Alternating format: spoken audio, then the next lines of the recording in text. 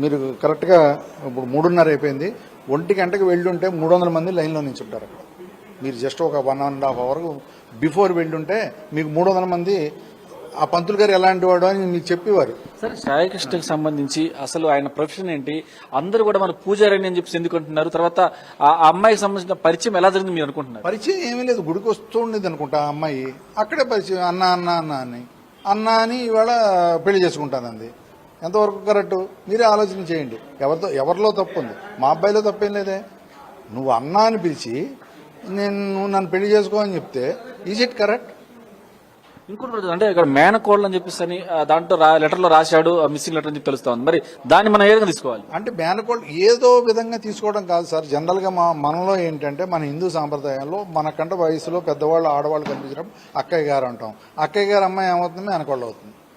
In జనరల్గా మన హిందూ సాంప్రదాయంలో అదే పరిస్థితి మొత్తం భారతదేశంలో. అలాగే వీడి సంబోధన చేస్తూ ఉంటాడు జనరల్గా మావాడిని కూడా వాళ్ళు అన్న అన్న అని అంటారు. లేకపోతే సాయి గారు అంటారు, లేకపోతే సాయికృష్ణ గారు అంటారు, లేకపోతే పంతులు గారు అంటారు. ఇక్కడ వాళ్ళైతే హైదరాబాద్ వాళ్ళైతే పక్క తెలంగాణ వాళ్ళైతే పంతులు గారు అంటారు. ఇదే వేరే వాళ్ళైతే సార్ అంటారు, లేకపోతే గురువు గారు అంటారు కొంతమంది. అది సార్ యాక్చువల్ గా ఆయన చంపిన తర్వాత అంటే ఎప్పుడైతే ఆ అమ్మాయిని చంపాడో ఆ క్రమంలో ఇద్దరి మధ్య గొడవ జరిగింది. గతంలో ఆమె ప్రెగ్నెన్సీ తీపిచ్చాడు, ప్రెగ్నెన్సీ విషయంలో ఇద్దరి మధ్య గొడవ జరిగిందని చెప్పి అంటున్నారు. మరి దీని మీద మీరేమంటారు? అది నాకు తెలియదు కదా సార్. నాకు తెలియని విషయం నేను ఎలా మీతో చర్చించగలను? నేను మీకు ఎలా చెప్పగలను? అది కరెక్ట్ కాదు కదా. ప్రెగ్నెన్సీ ఉందా లేదా, ఎవరితోటి ప్రెగ్నెన్సీ అయింది? ఆ అమ్మాయి చెన్నైలో ఉండేది, చెన్నై నుంచి ప్రెగ్నెన్సీ తోటి వచ్చిందేమో. అది డాక్టర్లు రిపోర్ట్లు తేల్చాలి. అది ఇప్పుడు నేనేదో చెప్పేసేసి వేరే వాళ్ళు ఏదో చెప్పి, ఆ పిల్ల మదర్ ఏదో చెప్పి, లేకపోతే ఆ పిల్ల తరఫున ఎవరో చెప్పి, నేను పిల్లకి ఎగ్నెస్ట్ కాదు, మా అబ్బాయికి ఫర్రో కాదు. అంటే దీంట్లో ఒక విషయం చెప్పుకోవాలి సార్. అంటే మీ సాయికృష్ణ ఆ అమ్మాయిని చంపిన తర్వాత 2 రోజుల పాటు డెడ్ బాడీని కారులోనే పెట్టుకుని గుడికి కూడా వెళ్ళాడు. తర్వాత మళ్ళీ ఇక్కడ అక్కడ తీసుకొచ్చి అక్కడ నాలలో పెట్టా అన్నాడు. అంటే ఇంత క్లియర్ మెంటాలిటీ ఉందా అతనిలో? తర్వాత డెడ్ బాడీ 2 రోజులు కారులో పెట్టుకొని కూడా తిరిగేంత ధైర్యం అనుకుందా? ఏం ధైర్యం? అంత ధైర్యస్తుడైతే కాదు.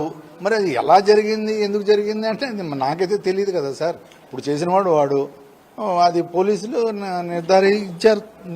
నిర్ధారిస్తున్నారు కాబట్టి అది కరెక్ట్ అనుకోవాలి, అంతే కదా. సో వీళ్ళకి ఫ్యామిలీకి తో ఎలాంటి పరిచయం ఉందనుకుంటున్నారు? ఆ పరిచయం అనేది గురించి మీకు తెలుసా?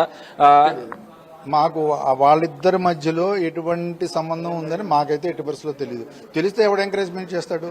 ఇప్పుడు తెలిస్తే మా కుర్రాడు ఎవరితోటో ఇంకో అమ్మాయితో, ఇప్పుడు వాడికి పెళ్లి కాకపోతే ఓకే. ఇవాళ రేపు ఇంటర్ కాస్ట్లే మన హిందూ కుర్రాడిని ముస్లిం అమ్మాయి పెళ్లి చేసుకుంటే చంపి పడేస్తున్నారు. మొన్న సరూర్ నగర్లోనే ఓ మర్డర్ కేసు అయింది 6 నెలల క్రితం. కేసు లేదు, ఏమీ లేదు.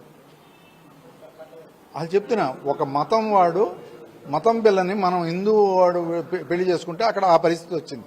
అటువంటిది ఈ సిచ్యువేషన్లో నేనైతే ఒప్పుకోను కదా. ఇప్పుడు ఆల్రెడీ పెళ్ళయింది మావాడు పెళ్లి చేసుకుందామని మోజులో ఏమీ లేడు. అంటే మీ వాడికి ఎన్నాళ్ళంది పెళ్లి, ఎంతమంది పిల్లలు ఉన్నారు సార్? మా అబ్బాయికి పెళ్లి 2010లో అయిందండి. అంటే 14 సంవత్సరాలు అయిందో, పాప 4 సంవత్సరాలు. పాప ఏం చదువుకున్నాడు? మా అబ్బాయి MBA పాస్ అయ్యాడు. ప్రస్తుతం జాబ్ ఏమైనా చేస్తున్నాడా లేకపోతే? మా వాడు ఓన్లీ సోషల్ సర్వీస్, గుడి కట్టించడం, వేద పాఠశాల, గోశాల, నిత్యాన్నదాన పథకం. ఈ అమ్మాయిని ఇంటి దగ్గర నుంచి వాళ్ళ ఫ్యామిలీ పర్మిషన్ తీసుకుని గోశాల తీసుకెళ్తాడు శంషాబాద్ అని చెప్పి అంటున్నారు. ఆ విషయం మీకు ఎప్పుడు నాకు తెలియదు సార్. తెలిస్తే నేను మందలిస్తా. ఒక అమ్మాయిని కారులో కూర్చోబెట్టుకుని తీసుకెళ్ళినప్పుడు యాజ్ ఎ తండ్రిగా నేను ఎప్పుడు కూడా ఎంకరేజ్ చేయలేదు కూడా. మా నోటీస్కి వస్తే మాత్రం నేను డెఫినెట్గా చెప్తాను. తప్పు. ఆ అమ్మాయిని మనం తీసుకెళ్ళడం ఏంటి? వాళ్ళు చూడాలనుకుంటే వస్తారు, అంతే. సార్ దీంట్లో మీకు ఎప్పుడు సమాచారం వచ్చింది? ఈ హత్య విషయం మీకు ఎప్పుడు తెలిసింది? మీకు పోలీసులు ఏమని చెప్పారు? మాకు పోలీసులు అంటే నిన్న రాత్రి పోలీసులు ఎదుర్కొండా మావాడు నిన్న 4 o'clock పోలీస్ స్టేషన్కి వెళ్ళాం, ఇద్దరు కలిసి వెళ్ళాం. అప్పుడు పోలీసులు ఎదుర్కొండా పోలీసులు నిన్న అరౌండ్ 5:30, 6కి పోలీసులకి టోటల్గా వాడు వాంగ్మూలం ఇవ్వడం జరిగింది. అది అప్పుడు ఇలా చెప్పాడు సార్ అని చెప్పి పోలీసులు నాకు చెప్పారు.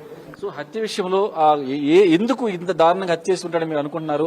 దీంట్లో అసలు ఏ కారణంతో జరిగి ఉండొచ్చు అని మీరేమనుకుంటున్నారు? అంటే మావాడు కూడా చెప్పాడు కదా, నేను రాత్రి నాకు పోలీసులకి చెప్పిన తర్వాత నాకు చెప్పాడు, ఆ అమ్మాయి విపరీతంగా అరెస్ట్ చేస్తోంది 3 months నుంచి, మ్యారేజ్ చేసుకోమని. చాలా అసలు హెల్గా ఉంది నా పరిస్థితి. లేదంటే ఒక సూసైడ్ లెటర్ రాసి మొత్తం మీ ఫ్యామిలీయే నా చావుకు కారణం అని చెప్పి చచ్చిపోతానంటుంది. ఇలా 3-4 థ్రెట్స్ విపరీతంగా 3 నెలల నుంచి చేస్తోందని చెప్పి మా అబ్బాయి చెప్పాడు. సో ఎప్పుడన్నా ఇలా హెరాస్ చేస్తున్నారు, నేను హెరాస్మెంట్ గురవుతున్నా అని చెప్పిన విషయాన్ని మీ అబ్బాయి మీకు చెప్పాడు? అప్పుడు నిన్న రాత్రి చెప్పాడు నాకు ఫస్ట్ టైం. అది నిన్న అక్కడ పోలీసులకి స్టేట్మెంట్ ఇచ్చిన తర్వాత నాకు చెప్పినటువంటి. నేను అప్పుడు కూడా చెప్పా, ఈ విషయం నువ్వు నాకు గతంలో చెప్పుంటే మనం ఎవరో ఒకరు పోలీసు వారికి చెప్పో కౌన్సిలింగ్ ఇప్పించేవాళ్ళం, నీకు ఆ అమ్మాయికి కౌన్సిలింగ్ ఇప్పించేవాళ్ళం. లేకపోతే ఊళ్ళో పెద్ద మనుషులు ఉన్నారు, ఇప్పుడు ఆ గుడి ట్రస్టీసే ఉన్నారు, బైరా బాలకృష్ణ గారు కానీ, అరవింద్ కుమార్ గారు కానీ, మహేంద్ర యాదవ్ గారు అని చెప్పి ఆయన, ఇలా లోకల్గా మనకి మావాడికి పరిచయం అయిన వాళ్ళు, నాకు కొద్దిగా తెలుసున్న వాళ్ళు ఉన్నారు. వాళ్ళ దగ్గర కూర్చోబెట్టి, అన్న ఇది కొంచెం వ్యవహారం బాగోలేదు, ఆ అమ్మాయి ఎవరో మా అబ్బాయిని ఇలా చేస్తుంది అని చెప్పి నేను చెప్పేవాడిని కదా, చెప్పి సాల్వ్ చేసేవాడిని కదా అని చెప్పి నేను రాత్రి అన్నాను. అంటే డెడ్ బాడీని దాచే విషయం మీకు ఎప్పుడు తెలిసింది? మీతో పోలీసులు చెప్పిన తర్వాత మీతో ఏమైనా చర్చించాడా? నిన్న రాత్రే సార్, నాకు ఏదైనా టోటల్గా దీని గురించి నిన్న రాత్రే మాకు చేస్తాను. అది సిచ్యువేషన్ చూస్తున్నాం కదా. ప్రస్తుతం అయితే మాత్రం దాదాపుగా కొన్ని రోజులుగా ఆ అమ్మాయి పెళ్లి చేసుకుని హెరాస్ చేస్తుంది, బాగా థ్రెటన్ చేస్తున్న క్రమంలోనే నేను ఈ ఘటనకు పాల్పడ్డానని చెప్పేసి నాతో కూడా చెప్పాడు అని చెప్పి తల్లి చెప్తున్న పరిస్థితి. అయితే అతను గుళ్ళో పూజారి కాదు, ఆ గుడిలో ట్రస్టీగా ఉన్నాను, తర్వాత గుడికి సంబంధించిన వ్యవహారాల్లో మేము ఆర్థికంగా సాయం చేస్తాం, ఇక్కడ నిత్యాన్నదానం జరుగుతూ ఉంటుంది అన్న విషయాన్ని, తర్వాత అక్కడ ఈయనే పూజలను ఏర్పాటు చేశాడు, ఎంబీఏ చదువుకుని తనకి 2 పిల్లలు ఉన్నారన్న విషయం కూడా ఆయన చెప్తున్న పరిస్థితి. మరి ఒకవేళ కనుక ఇలాంటి గొడవ జరుగుతూ ఉంది, అమ్మాయికి నాకు మధ్య నాకు చెప్పుంటే ఖచ్చితంగా మేము ఈ సాల్వ్ చేసేవాళ్ళం, కానీ అది మనసులో పెట్టుకుని ఇంకా కాన్ఫ్లిక్ట్ సిచ్యువేషన్ చేసి ఉంటాడు. తర్వాత ఆ అమ్మాయిని అక్క తమ్ముడని పిలిచారు, కానీ అక్కడ కోడలని రాసే దానికి సంబంధించి కూడా మనం కామన్ గా ఎలానే పిలుచుకుంటాం కాబట్టి పిలిచి ఉండొచ్చు, హత్యకు సంబంధించి హెరాస్మెంట్ ఎట్లా చేసి ఉండొచ్చు. తర్వాత మా అబ్బాయి అలాంటి కారణం చెప్పిన విషయాన్ని తండ్రి మనతో ఆర్టీవీతో ఎక్స్క్లూజివ్ గా చెప్తున్న విషయం మనం గమనించవచ్చు. Cameraman విజయ్తో ఎన్ఆర్రెడ్డి, RTV news.